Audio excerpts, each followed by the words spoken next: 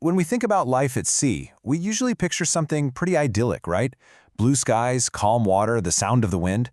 But for a captain, that's just one side of the coin. The open ocean is a place of unbelievable power and completely unpredictable danger. What we're going to do in this explainer is crack open the captain's manual to get a real look at the perils lurking beyond the horizon. Wow. Just let that sink in for a second. This quote comes right out of maritime training materials, and it really sets the stage. We're not talking about just a bit of bad weather. We're talking about a force of nature so huge, so powerful, that all of our nuclear weapons combined can't match its energy for even a single day. That's the scale of the challenge we're talking about. So a hurricane, that's the big, obvious threat you can hopefully see coming on the radar. But you know what any experienced sailor will tell you? It's the stuff you can't see that's often the most dangerous. So let's dive into some of those hidden dangers. All right, take a look at this number, 40,000. Any guesses what that is? According to maritime sources, that's the estimated number of 40-foot steel shipping containers that fall off of cargo ships and get lost at sea every single year. I mean, just picture it. That's a constantly replenished, floating minefield scattered all across the globe. And this is what makes them so absolutely terrifying. They don't always sink right away. They'll just bob there, right at the surface, almost completely submerged. At night, forget about it. In even slightly choppy water, you'll never see it coming. For a sailboat or a yacht, hitting one is like running full speed into a steel wall. It's a silent threat that can punch a hole in a hull in an instant. And believe me, the list goes on. Captains have to worry about whales sleeping on the surface at night. A collision can be devastating for both the animal and the vessel. They're on the lookout for squalls, which are these sudden, incredibly violent storms that can basically pop up out of nowhere. And they even have to listen for this terrifying sound the ship itself can make. It's a stress condition called panting. It's when the steel hull plates literally start to flex in and out with the waves, like the ship is breathing. It's the sound of the vessel telling you it's at its absolute breaking point. Okay, so we've covered the sneaky threats, the ones that hide in plain sight.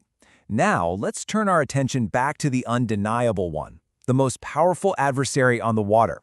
To really respect it and to have any chance of surviving it, you have to understand its anatomy. In the maritime world, you'll often hear them called tropical revolving storms, or TRS for short. But whether you call it a hurricane, a typhoon, or a cyclone, it's all the same beast. And the key thing to grasp here is that it's a self-generating engine. This isn't just a storm passing through. It's a system that feeds itself, drawing its incredible power right from the ocean. So how does this engine actually work? Well, it all starts with the sun heating up the tropical ocean. That warm water evaporates, and the air above it just soaks up tons and tons of moisture like a giant sponge. As this warm, wet air rises, it starts to cool. And here is the absolute key. When that water vapor condenses and turns back into rain, it releases a tremendous amount of stored energy. It's called latent heat. And that burst of energy is what fuels the storm, causing it to grow stronger and pull in even more warm, moist air from the ocean below. It becomes this massive, powerful, self-sustaining cycle. All right, so now we understand the monster. So what do you do when you see one on the charts heading your way? Because when a storm of that size is coming, survival is 100% about preparation. Every single detail matters. Before a storm hits, the crew goes into lockdown, following a meticulous checklist. Outside, anything that can move gets tied down. Anchors, dinghies, you name it. If it's loose, it's going to become a missile. Same story inside. Everything gets secured. Now, this next part is absolutely critical. Ballast tanks have to be either completely full or bone dry. This is to prevent something called the freeze surface effect, which is incredibly dangerous.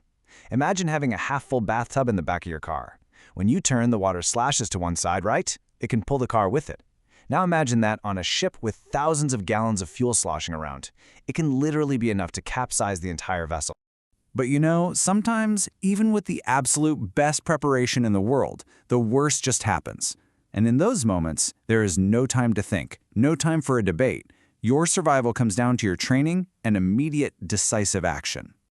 On a ship, there is probably no single word more terrifying than this one: fire.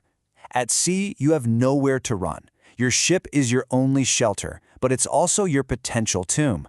Fighting that fire becomes the only thing in the world that matters. And the core principle of firefighting is actually beautifully simple. It's called the fire triangle. Every fire needs three things to exist: heat, fuel, and oxygen. The entire strategy for putting out a fire is to break that triangle. Take away just one of those 3 sides and the fire dies. In this table, it shows you the 3 ways to do it. First, you can cool the fire, usually with water, which attacks the heat side of the triangle. Second, you can starve it. That means removing its fuel source, like shutting off a fuel line. Or third, you can smother it, using something like foam or carbon dioxide to cut off its supply of oxygen. Every single fire extinguisher and firefighting system on board is designed to attack one of those 3 sides. All right, the next crisis is just as time-sensitive. A person is in the water. In the vastness of the ocean, the chances of finding them drop with every single second that passes. The response has to be instant and it has to be precise. And this right here is the classic maneuver every captain has to know by heart, the Williamson turn. It's not just about turning around, it's a very precise sequence of rudder commands, designed to put the ship back on its exact opposite course, cutting through the very same water it just traveled. And that final step is critical. You always bring the vessel upwind of the person, so the ship drifts down toward them gently. It's a life-saving detail that keeps them safely away from the propellers. So, after the immediate danger has passed, the fire is out, the person is back on board, the storm has moved on, the captain's job isn't over. In fact, some of the most difficult and most critical decisions are still yet to be made. This is the true weight of command. Now, this is a critical distinction that every captain has to understand because it has huge legal and financial consequences. If your vessel is disabled and you accept help, is it simple towage or is it salvage? Towage is just a contract for a service at a fixed price, like calling a tow truck. But salvage applies when a vessel is in real danger. There's no prior contract and the payment isn't a fixed fee. It's a percentage of the value of everything that was saved, the ship, the cargo, everything. Making the wrong call here can be a multi-million-dollar mistake. And maritime law, specifically the Salvage Convention, gives the captain, the master, an incredible amount of authority in these situations. This principle basically underscores that when a vessel is in danger, the master is in absolute command of the scene. Their duty is to the vessel and the crew, and no one can interfere with the decisions they make to ensure their safety. And this is where it all comes down to. After the storm, after the fire, after the emergency, the wind is still howling, the vessel is damaged, and every single member of the crew is looking right at you. The choices you make next will determine everything. So what's your command?